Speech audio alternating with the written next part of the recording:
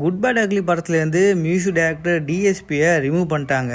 அதுக்கான காரணம் என்ன அப்படின்னு பார்த்தா, இப்போ ரீசெண்டாக புஷ்பா 2 படத்தோட பெரிய ஈவெண்ட் நடத்துனாங்க. அந்த ஈவெண்ட்டில் டிஎஸ்பி பேசியிருப்பாரு. என்ன பேசியிருப்பாருன்னு கேட்டால், రవి సార్ మళ్ళీ నేనేదో స్టేజ్ ఎక్కి ఎక్కువసేపు మాట్లాడినా నన్నొద్దు, మీరేమో నేను మా టైంకి పాట ఇవ్వలేదు టైంకి. அவர் சொன்ன ரீசன்ஸ் ஒரு சிலது மட்டும் நான் இங்கே கிளிப்பாக போட்டிருக்கேன். ஃபுல் வீடியோவை இன்ஸ்டாகிராமில் ஆட் பண்ணியிருக்கேன். என்ன சொல்லியிருக்காரு அப்படின்னா, நான் எதுவுமே டைமுக்கு கொடுக்கறதில்ல, டைமுக்கு வர்றதில்ல, அந்த மாதிரி கம்ப்ளைண்ட்ஸ்லாம் ப்ரொடக்ஷன் சைடில் சொல்லி, அதனால சில படங்களோட வாய்ப்புகளுமே போயிருச்சு அப்படின்ற மாதிரி அவர் சொல்லியிருக்காரு. அந்த சில படங்கள் அப்படின்னு சொல்ல போனால், இப்போ ரீசெண்டாக குட் பேட் அக்லி படத்தில் அவர் கமிட் ஆகியிருந்தார்.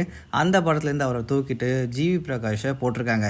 ஸோ சில பேர் கம்ப்ளைண்ட் பண்ணேன், அதனால் இந்த சம்பவம் நடந்திருக்கும் அப்படின்ற மாதிரி நான் கெஸ் பண்ணியிருக்கேன். நீங்கள் என்ன நினைக்கிறீங்க அப்படின்றத கமெண்டில் போட்டுருங்க. ஸோ பொதுவாகவே ஜிவி பிரகாஷும் நல்ல ஒரு மியூசிக் டைரக்டர் தான், ஆனால் டிஎஸ்பியும் நல்ல ஒரு மியூசிக் டைரக்டர் தான். அவர் பண்ண நிறைய படங்களோட சாங்ஸுமே நல்ல ஹிட் ஆகிருக்கு. படத்துலேருந்து டிஎஸ்பியை டோட்டலாக எடுக்கிறதுக்கு பதிலாக டிஎஸ்பியும் ஜிவி பிரகாஷும் சேர்ந்து இந்த படத்தோட மியூசிக் கம்போஸ் பண்ணால் இன்னுமே நல்லாயிருக்கும் அப்படின்றது தான் என்னோட கெஸ்ஸு. இதை பற்றின உங்களுடைய கருத்துக்களை மறக்காமல் கமெண்ட் செக்ஷனில் பதிவு பண்ணுங்கள். ஜிவி பிரகாஷ், டிஎஸ்பி ரெண்டு பேர்த்தில் யார் பெஸ்ட்டு நினைக்கிறீங்கன்றதையும் கமெண்டில் போட்டுருங்க. மறக்காமல் சேனலை சப்ஸ்கிரைப் பண்ணிக்கோங்க.